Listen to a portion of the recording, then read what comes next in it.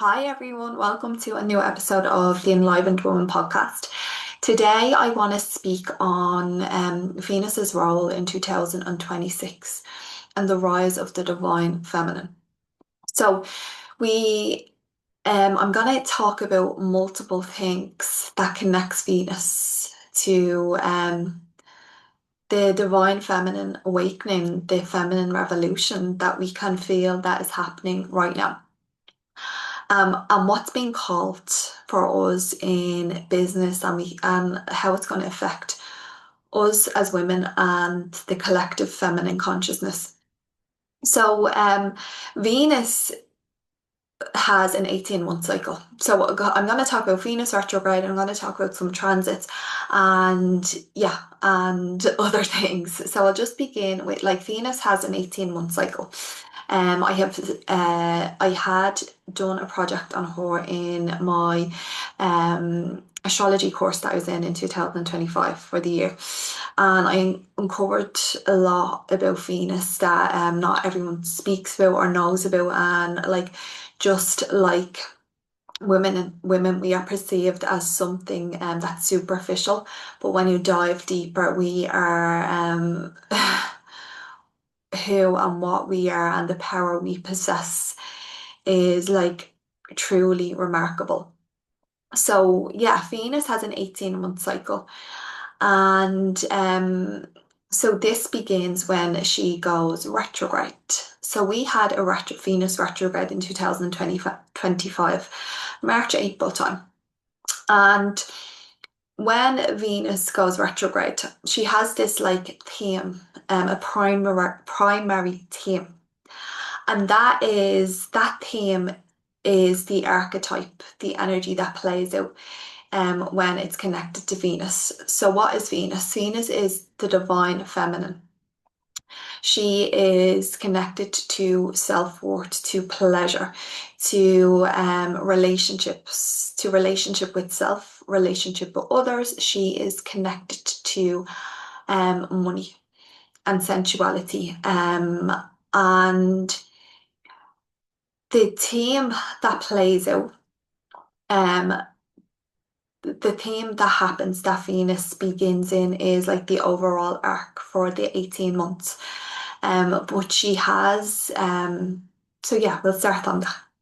So when Venus comes into her new inferior conjunction, and this happened on the 23rd of March, she that transit happened in Aries, and Venus retrograde began in Aries. So when I was feeling into this a couple of months ago, and when I was like learning more about Venus, that was the feminine being initiated into something. And because Aries is about initiation. And, you know, not just us being initiated into something, but us discovering something about ourselves. So, yeah, like the divine feminine isn't about women, it is an energy that is present in both men and women or all genders. But I really want to speak about us women. So when I'm talking about this whole podcast, I'm speaking it from the perspective of women. So yeah, the Venus inferior conjunction happened in Aries. So Aries, that was an initiation. That was us to help us discover who we really are and the type of leader that we are going to be. And because they are all themes of Aries. So it's really about we have been initiated, we were initiated last March into something. So if you reflect on what happened within your life around March, April time, when Venus was retrograde, you'll get a clear indication of what that was. Now, that the primary theme, yeah, it is for the whole 18 months, okay? But she also has a secondary theme. So Venus retrograde is split up into two halves, which is a 9-month cycle and a 9-month cycle. So yes, Venus is connected to gestation. What is 9 months is gestation. 9 months is the baby, the fetus growing within the female body.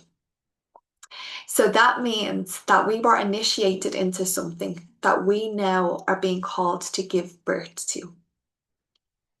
So on the 6th of January, yeah, it's 2 weeks ago. I wanted to record this 2 weeks ago, but I've been exhausted. So here I am now. She had our superior conjunction, and that happened in Capricorn. So this is our secondary theme for the final 9 months that's happening until she goes retrograde again in October. So what is Capricorn? Capricorn is mastery. Capricorn is commitment. So what we're being asked by the cosmos is to master what we were initiated into last March, to give our time and our focus, because these are themes of Capricorn: mastery, time, focused, because Capricorn is very like intentional with what it spends its time on. And you know, when we think of mastery, that is something that takes time. And Capricorn is like what you give time to, you reap what you sow. So this is like us mastering what we are initiated into, but also committing to money. Okay, so money is Venus, and Capricorn is commitment and time. So committing to learning more about our finances so we can become financially self-sufficient, because that is a theme of Venus. Okay, and if we look at women in general, it's not to say that men have struggles with money, because they do. But women, when we think about it, women could not take care of their finances. Um, we only in Ireland and lots of parts of the world, we were only able to open bank accounts in the 70s. Now that's only like 50 something years ago. You know, like our money was always kept by men. Like even like if you think of like I always think of Bridgerton, but like it's around, like it's always been like even before Bridgerton, the dowry, you know, like um money exchanged like for the bride, you know, like and then you weren't like women weren't actually allowed to have their own money. Their husbands, even if they had their own money, their husbands would have to give permission to what they could spend on, you know. So women and finances and women and sex, they have always been like things that like were kept away from us, things that were hidden from us, and we in some way have fear around them. So what this is saying to us now for the upcoming 9 months is like you need to master what you are initiated into. Need to master the leader that you have came here to be. You need to commit time to learning more about your finances, to understanding your finances, and then you will reap what you sow. And you know, you need to look at your conditioning in regards to money as well, because that's all Capricorn themes, you know, like, and we as women have been conditioned in regards to our finances. It's wrong to want more, you know, like a lot of us, if we want money, if we want to like live a very, very, very comfortable life, if we want to live a life of overflow, like that can bring up a lot for us to think, am I worthy? Who do I think I am? Who do I think I am to charge those prices? Like I can't increase my prices. But yeah, like a man would have less experience than you, would have no problem saying, I want more. He would be applauded. But if a woman does it, it's like she is greedy, she is this, she is that. But like I had been feeling into this for a couple of months previous. Like I got a very clear message was like that we need to create money now.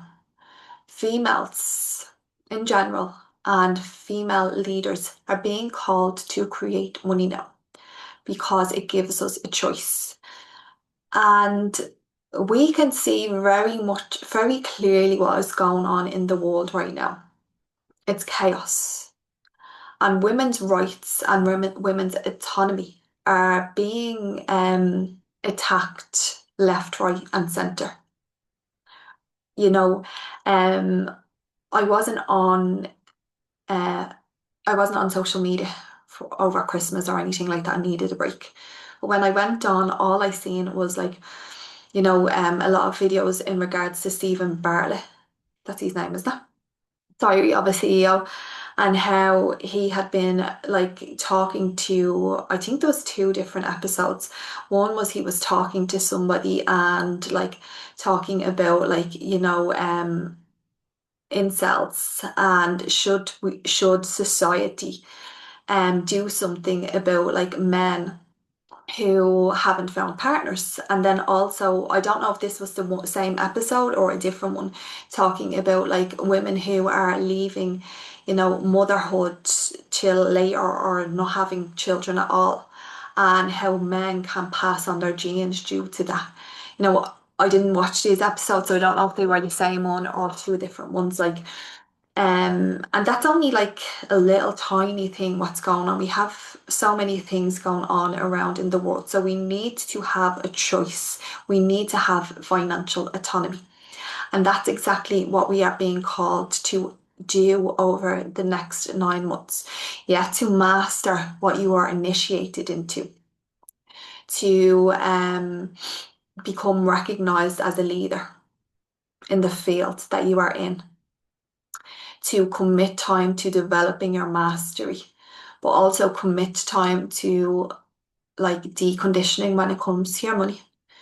Um, Giving time to understand your finances, time to understand your conditioning, and like really doing your best um to learn more about money, and like getting to know money, and not being afraid of wanting and desiring more, and increasing your standards, you know.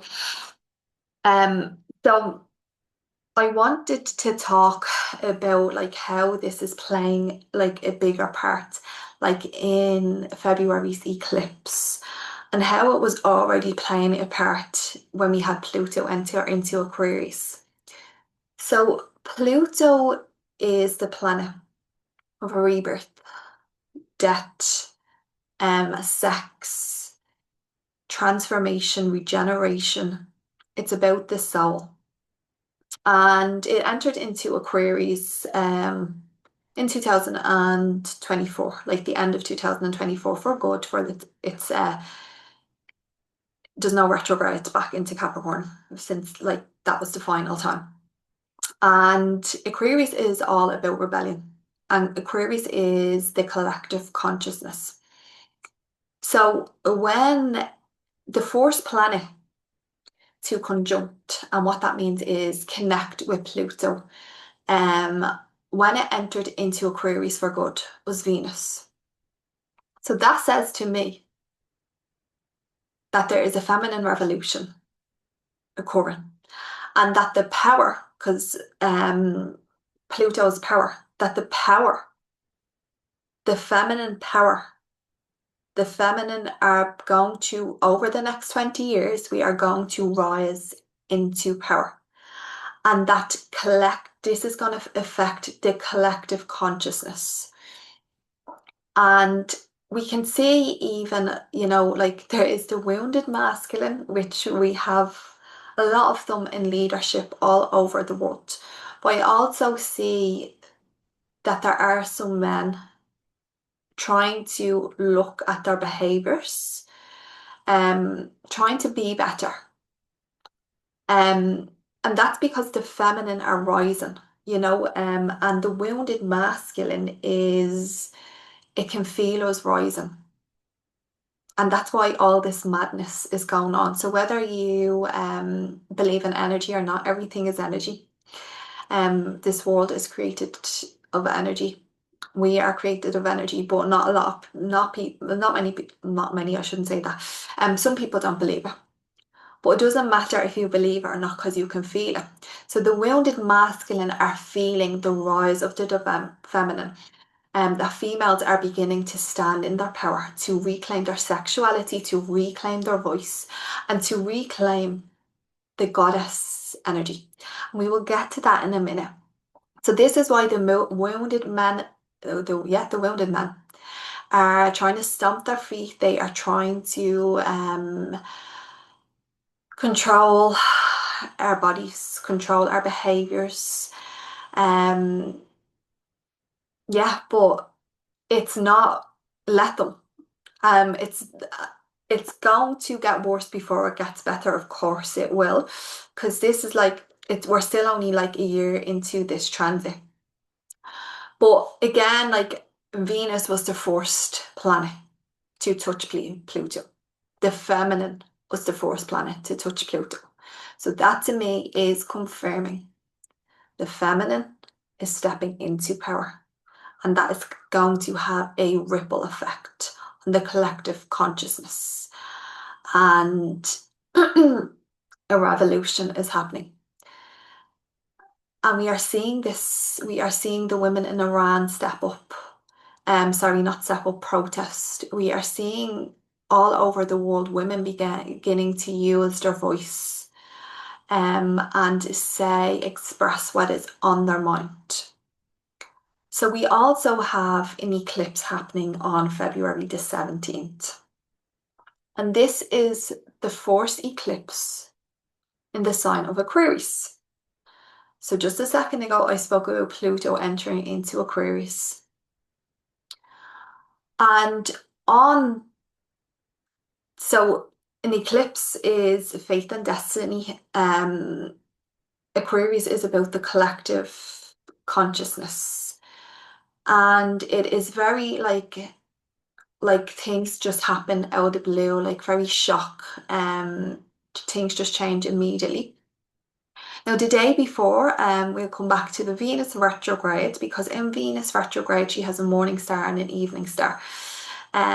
So when Venus goes retrograde, when she went retrograde into in March and had her descent into the underworld, that's when she was in her going into her morning star phase. And when Venus is in her morning star phase, it's the story of Inanna going through the gates of the underworld. And at each gate, she takes something off. And, there's a period in time that Inanna is dead and turned inside out. And that is the period that we are at the moment before she rises into her evening star. But on the 16th of February, the day before the eclipse, Venus rises into her evening star phase and she lights up the sky. She becomes the brightest light, the brightest star in the sky. So Venus, the day before the eclipse happening, the divine feminine is rising up after unearthing and letting go of everything that kept her back, that kept her small, that kept her silent. She is rising up to be seen the day before the eclipse. It is happening in Pisces. And what is Pisces? Pisces is oneness and unconditional love. And that to me, again, is signaling like we have the first eclipse in Aquarius happening. And the day before Venus rises up to her evening star. This is very much saying to me that the feminine as well is a part of this eclipse. So something is going to change in regards to the feminine. The feminine is rising into their power. We women are rising into our power. We come out of the underworld and we do what is necessary, what we need to do to make the changes that needs to happen. So I wanted to speak about I've been thinking a lot about ancient goddess worship. I read a book a couple of months ago called When God Was a Woman. It's a really interesting book now. It's quite heady. like there's a lot of dates and information given that it can be a bit like, whoa, this is very, very heady. But the synopsis is basically that thousands of years ago, um, it was female deities that were worshipped as God, as the one God. And we lived in a society that was matrilineal. And in this society, it was women in power. So women held power in religion, women had power in politics, women had the money, women owned the houses, and the line would pass down from the mother. So when people get married and have children, the children would take the mother's name. When the women and the women died, their inheritance would go to the females. And it was like what would be, it was very much like, working with cycles, very much connected to the body and, like sexuality, like sacred sexuality would have been very much present.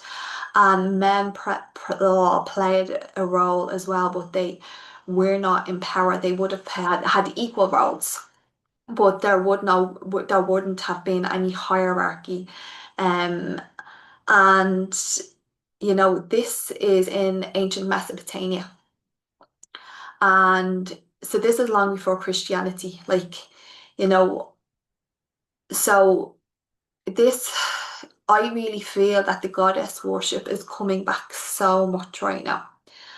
You know, this will be wiped from history, like, but like this book, When God Was a Woman, this is research. What is the word I'm looking for? There was, yeah, Paleolithical. I'm gonna say things found. That's not the word I'm looking for. Like Paleolithical tombs found that would have been like we would have been told that like in these tombs it was men who had all the jewels, had the biggest tombs and stuff like that. But actually, when they were uncovered by archaeologists and tests done, it turned out that these were females. But so there is proof out there that there once was a matriarchy. Well before the patriarchy and like it was a lot more peaceful and more connected to the earth and to the divine. And then patriarchy came along and tried to wipe everything out. And something I discovered as well while I was doing my project on Venus was that, so in ancient Mesopotamia, this is when like astrology was first discovered. So this is like long before Christianity. Astrology has been around very, very long time. Astrology is not a religion, it's more of a science. Um, but and specifically in the Babylonian era, when astrology was first discovered, it was not Aries who was the first sign of the zodiac. So Aries is the divine masculine. Aries is about action, movement. The fourth sign is connected to leadership. It was actually Taurus that was the fourth sign. So Taurus is connected, it's an earth sign. So it's all about like fertility and working with the earths and the seasons to harvest and create abundance. It's connected to the body, to sensuality, to self-worth, to values. So if you think like that this was originally the fourth sign, that to me is saying that this is how, again, it's coming back to the matriarchy being the ruler. It's coming back to the divine feminine leadership. So leading through the working with the cycles of the earth, connecting to our body, slowing down because Taurus is very intentional with action. Aries is not. Aries is very impulsive. Aries is like, I'm just going to do something and do it now. Whereas Taurus is like, does this align with my values, with my vision? Um, and if it does, I will take my time and I will smell the roses and I will listen to my body and the cycle that nature is, that we are in nature. So that to me is very much saying like that sexuality was a part of leadership, sensuality, slowing down, connecting to our bodies and being very intentional with movement. The feminine being the leader um, over the Aries, over moving so fast and being impulsive and constantly taking action, which always leads us to burnout. So I found that really, really interesting. So not only did they try and wipe out like um a religion almost. Yeah, we could say it was a religion. Not they wiped out the worship of the goddess. They wiped out us women so that we could stay suppressed and they could shrink us and keep us small. They changed the sign of the zodiac from Taurus to Aries, trying to make it out as if none of this existed previously. But we are all remembering now, and this is what I was really sensing into this themes of what I'm seeing around in Venus, where her Venus being the first planet connecting to Pluto, with the what's happening with Venus right now, with what happened in Venus retrograde, with Venus's connection to the eclipse. We are being called to remember. Um, and what I so when I was tuning into like I always like before I do a podcast or whatever I do, I always meditate and just ask for my channel to be opened. So if we go back to the secondary theme of Venus in Capricorn, Capricorn is about authority. Okay, so what I got was like a woman in authority challenges the wounded masculine. And this is very much, you can see this playing out in even in astrology right now. So Chiron is in Aries. So this Chiron is the wounded healer, Aries is the divine masculine, impulsivity, taking action, like take, and not give back, take and I want more and I want more. And we are like really seeing this right now, especially because we're getting even to the end of the Chiron in Aries. But yeah, so that Chiron in Aries is the wounded masculine, and Aries squares Capricorn. So Capricorn is about authority, and it's very much like I only do what's necessary, and I see a bigger purpose. And there I have a bigger vision, and I'm more mature. Um, and I have authority. Whereas the wounded masculine in Aries are now feeling the feminine rising into their power and stepping into roles of authority. And they are kicking and screaming, trying to do what they like. They are trying to do what they think they can do to keep us suppressed and keep us small. Um, but yeah, so we challenge these men because really they fear us. They fear us in our power. Because a woman in her power is unstoppable and she cannot be tamed and she cannot be manipulated. I heard I'm really getting into Jamelia Jamal. What was it that she said something the other day, which was really interesting, right? So the patriarchy, it was another perspective on it. And I have a Gemini sun and a Gemini Mercury, so I can see multiple perspectives at the same time. So it was really another viewpoint on the patriarchy. So what she said has something along the lines of this was like that the patriarchy aren't actually going after women. They're not trying to suppress women, they're trying to suppress men, okay? Because the patriarchy affects men as well. So they are trying to suppress men by telling them things like if you keep no, I'm probably gonna get it wrong, so I'll try my best to say to translate what she said. So yeah, they're suppressed men. Keep so the patriarchy are ruled by men who are the 1% who have a lot of money, have a lot of power. So they look to the men who have less money, who have less than, and are really desiring to create some sort of sense of self-worth, sense of stability.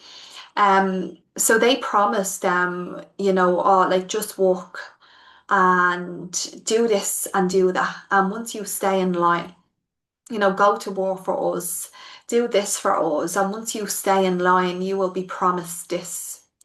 But they're not, because they do these things and they realize that they're trapped. And then what happens is, like, because men can be suppressed a lot easier than women. And she said something like, and I found that really funny, that men are always saying, and not all men, men are always saying, oh, I can't keep these hoes in line. We can't keep these hoes in line. Because women will never stay in line no matter what. So what happens is when these men are suppressed, they are trying their hardest to gain some power. And it's not it's power over. It's not soul power, it's power over. So they're trying so hard to get power over. So they look to somebody, women who they think is weaker than them, and they try and suppress them. So, because if the patriarchy went directly after women, they wouldn't be actually able to suppress them, because even men and the patriarchy, we cannot be suppressed no matter what. So it was something along the lines of that where I found that really interesting. Like that was an interesting perspective. She said that men are easier to be suppressed than women, which it's true, So I thought that was, yeah, I thought that was interesting. And really, like, I started following her, and I think she's brilliant. And Ashley James as well. I really liked. I started following them recently, and I've been liking what they're saying. But yeah, so again, like, if we know, it's like, again, I'm gonna talk about another transit that's happening soon. Like, so. Uh, Saturn and Neptune conjunct in Aries. So Saturn is connected to tradition, and Neptune is religion. And I remember we had this transit already, kind of like dipped its toe in for a few weeks back last year, but it's gonna have it's gonna fully move in. They're both gonna fully move into Saturn in February, Aries in February. So what I remember being in the astrology course, and we were talking about, like, how religion is re-emerging, which we see that I'm walking uptown and there's people trying to, like, give me flyers and saying, do I want to go to church? Definitely not. Um, yeah, so, and what I noticed was, like, a couple of months ago was like that traditional religion is re-emerging, but from almost like a new lens. Because Aries is, when we move into Aries, there's a cycle complete. And especially with Neptune, that it takes 140 years to go around the wheel. So it's like there is this new re-emergence of traditional religion. And I thought about this today, and it came true today, because I've been noticing it so much in myself, and what I'm seeing was like the ancient goddess worship. A new era of her is coming back, a new era of the goddess worship is coming back. We can see this. I can feel it myself. This needs to look after my body, to tend to my needs.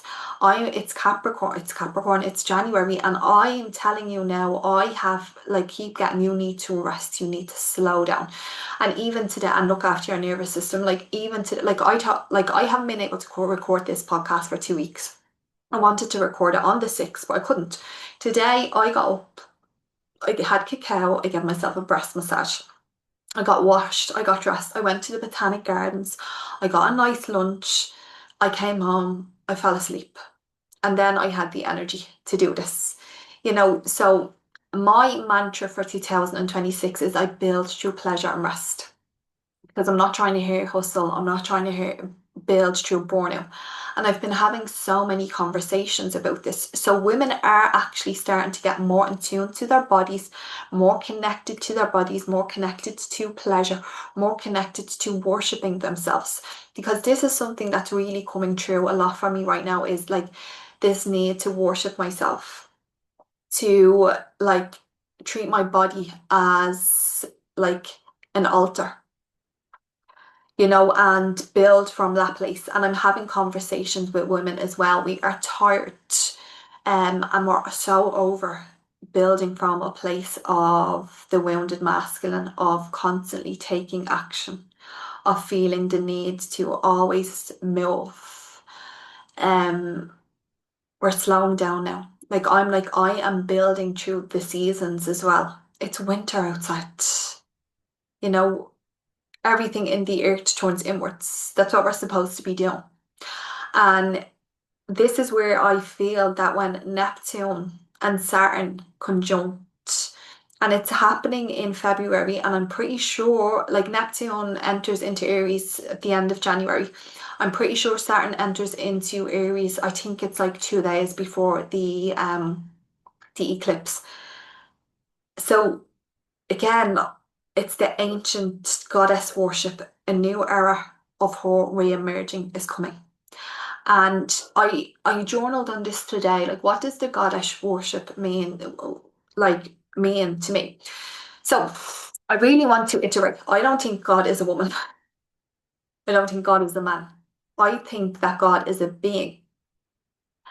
And an image a few years ago came to me, and it's not even going to be exactly that. It's only the way my consciousness can conceptualize because it was showing me how we are oneness. And yeah, but anyways, I believe God is a being that has both masculine and feminine qualities because in order for us to create, we need masculine and feminine energies. So we could not be created from a woman.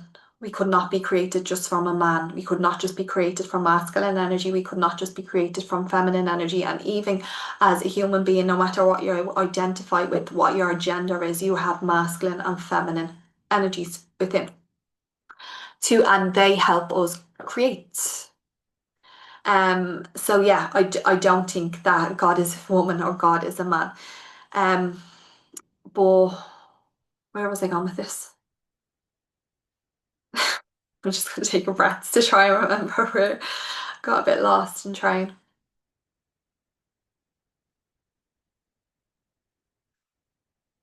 Oh yes, yes. The goddess worship. What does that mean to me?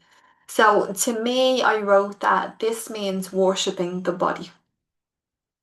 Um, Connecting to our cycles, connecting to the earth, and really being in tune with our bodies, our cycles, the earth, our pleasure, our creativity, our intuition, and leading from that place. And it really, like for me, it solidifies that connection to the divine. And that's what it means to me. Because what I've read and what I'm feeling within my body, that's what it feels like to me. But I wanted to just before we go, I really, really wanted um to do this podcast. So I've been trying to do it, as I said, like for the past 2 weeks, but I've been so tired. So I'm listening to my body. But as I said, I meditate before this. What I got, and I felt like it was the divine feminine, okay? The energy that I was connected to. And this was a message. The ancient goddess, yes, the divine feminine. Oh, you thought I was gone, that I would say silence and shrink. I am only beginning. I am going to rise far brighter than I ever have before. Oh, oh my God, my stomach and all, I can feel that because this is women rising into our power and stepping into authority and mastering what we came here to do, stepping into the roles of leadership. And yeah, like I can feel this so much. But I'm gonna leave it there. But if you like took anything from this, I would love to hear from you. And again, like if you've listened to this podcast, if you like this episode, if you listened to other episodes and you liked them, I would really, really appreciate if you liked, rate the show on Spotify and like follow me on Spotify and subscribe to me on YouTube. And you can, if you liked the video, like it down below. And thank you so much, everyone. And happy 2026. And here's to rising into our power, ladies. Have a fabulous day, evening, night, whatever you're doing, whenever you're doing it.